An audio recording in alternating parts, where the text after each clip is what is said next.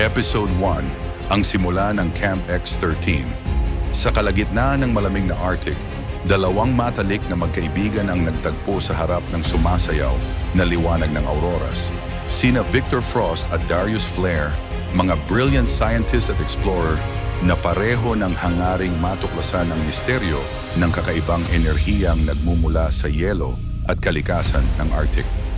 Isang enerhiyang hindi lamang kapaki-pakinabang, kundi maaari ring magbigay lakas sa mga may pambihirang kakayahan.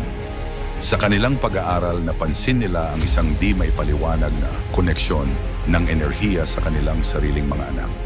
Si Eli Frost, ang anak ni Victor, ay nagpakita ng malamig at maayos na kontrol sa yelo.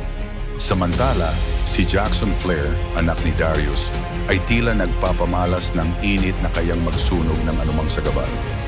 Pareho nilang napagtanto na ang mga anak nila ay mga tagapagmana ng enerhiyang kanilang natuklasan, mga abilidad na maaaring gamitin sa kabutihan, ngunit delikado rin kung hindi makokontrol.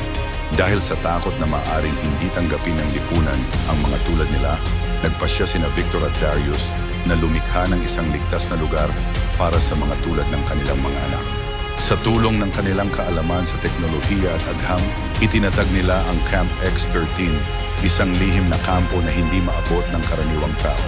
Ang kampong ito ay nilikha upang magsilbing kanlungan at pagsasanayan ng mga tagapagmana ng pambihirang lakas, isang lugar kung saan maaaring tuklasin, paunlarin at kontrolin ang kanilang mga kapangyarihan.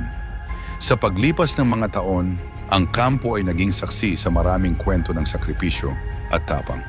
Ngayon, ang kanilang mga anak na sina Eli Frost at Jackson Flair ang humawak ng responsibilidad bilang mga leader ng Camp X-13.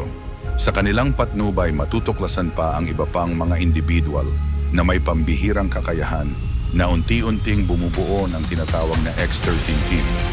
Ang team na ito ang nagsisilbing unang linya ng depensa laban sa mga banta na hindi kayang harapin ng karaniwang tao. Sa kampong ito, hindi lamang sila nagiging mas malakas, natututo rin silang magtiwala, magkaisa at magpatawad.